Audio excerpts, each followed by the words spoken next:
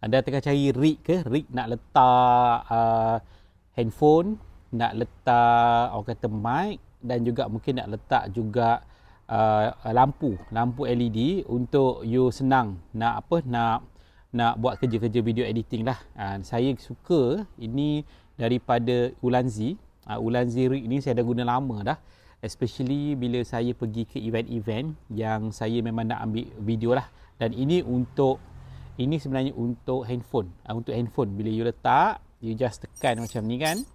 So dia tekan macam ni, so clip sama ada nak pegang macam ni kan, senang, ataupun nak pegang macam ni untuk vertical punya shooting. So saya kenapa bawa macam ni, sebab senang kita nak stabilize. Bila letak kan, so kita bawa senang nak stable, dia jadi tak bergerak lah, senang nak ambil kita punya footage video.